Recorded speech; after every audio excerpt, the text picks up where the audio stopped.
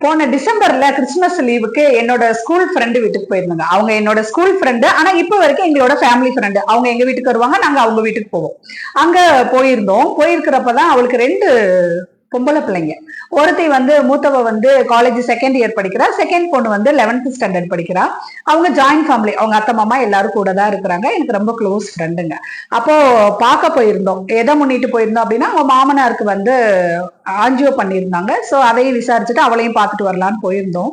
போயிருக்கிறப்பதான் பாத்தீங்கன்னா, என்னோட ஃப்ரெண்டோட மூத்த பொண்ணு பாத்தீங்கன்னா, அவங்க பாட்டி தாத்தாவை அவ்வளவு பார்த்து பார்த்து கேர் எடுத்தான்.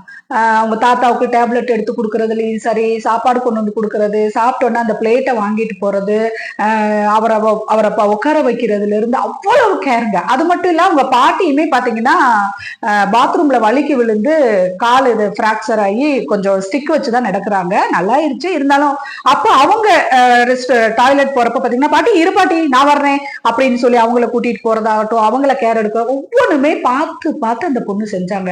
உண்மையிலேயே எனக்கு ரொம்ப இந்த காலத்துல இப்படியும் பிள்ளைங்க இருக்கிறாங்களா அப்படின்னு ரொம்ப சந்தோஷமா இருந்துச்சு.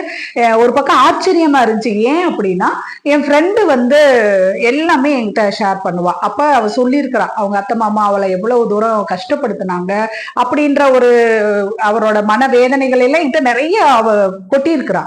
அப்ப அப்படி இருக்கிறவ பரவாயில்லையே, பொண்ணை இந்த அளவுக்கு அவங்க பாட்டி கதவை பாத்துக்கிறதுக்கு விடுறாளே அப்படின்ற ஒரு பக்கம் அவள் மீதும் என்னோட மதிப்பு, அவளோட மதிப்பும் என் மனசுல ரொம்ப உயர்வாதான் இருந்தது. அப்பதான் என்னன்னு கேக்குறா அந்த பாப்பா, அந்த பெரியவகிட்ட பேசுறப்பதான் சொன்னா, பரவாயில்ல, ரொம்ப அருமையா பாத்துக்கிறடா, ரொம்ப சந்தோஷமா இருக்கு, நீ உண்மையிலே நல்லா இருப்ப, பெரியவங்களுடைய பிளெஸிங்ஸ் உனக்கு கிடைக்கும், நீ நல்லா இருப்ப, போற இடத்துல நீயும் சூப்பரா இருப்ப, உன் ஃபேமிலியும் கொடுத்து வச்ச ஃபேமிலி அப்படின்லாம் பேசுறப்பதான் அவ சொன்னாங்க. ஒண்ணும் இல்ல மேடம், அத்தைன்னு சொல்லுவா, சில நேரங்கள் அப்படியே மேடம்க்குறோம், ஏன்னா நீங்க காலேஜ்ல வேலை பார்க்குறீங்களா அப்படின்னு நக்கலும் அடிப்பா. அப்ப சொன்னா, என்னோட காலேஜ்ல நான் படிக்கிறப்ப என்ன எங்க மேடம் கேம்புக்கு கூட்டிட்டு போயிருந்தாங்க. அங்க போய் பாத்தீங்கன்னா ஒவ்வொரு வீடு வீடா போய் ஒவ்வொரு பிள்ளைங்களையும் வீடு வீடா போய் ஒரு சர்வே எடுத்தோம். அங்க இருக்கிற முதியவர்கள் எத்தனை பேர் இருக்கிறாங்க, அதே மாதிரி அவங்களுடைய வாழ்வாதாரம் என்ன, அவங்களுக்கு இன்கம் சோர்ஸ் என்ன, அவங்க ஜாயிண்ட் ஃபேமிலியில இருக்கிறாங்களா, தனியா இருக்கிறாங்களா, அவங்களுக்கான உடல் உபாதைகள், அதாவது அவங்களுக்கு இருக்கிற நோய்கள் என்ன, அதுக்கு எந்த மாதிரியான ட்ரீட்மெண்ட் எடுக்கிறாங்க, இப்படி எல்லா சர்வேயும் எடுத்தோம். எடுத்துட்டு அன்னைக்கு இரவு பாத்தீங்கன்னா அந்த 50 பிள்ளைங்களையும் உட்கார வச்சு அவங்க அன்னைக்கு நடந்ததை என்ன பண்ணீங்க, என்ன ஏதுன்னு எங்களை பேச வச்சாங்க. பேச வைக்கிறப்போ உண்மையிலேயே நானும் இன்னொரு 4 பிள்ளைங்களும் அழுதுட்டோம். ஏன்னா நாங்க போன அந்த இடத்துல பாத்தீங்கன்னா, அந்த பாட்டி, நான் போன வீட்டுல அந்த பாட்டி சொன்னாங்க, மணி பாத்தீங்கன்னா 11:15 ஆச்சு, சாப்பிட்டீங்களான்னு கேக்குறப்ப சாப்பிடல நாங்க.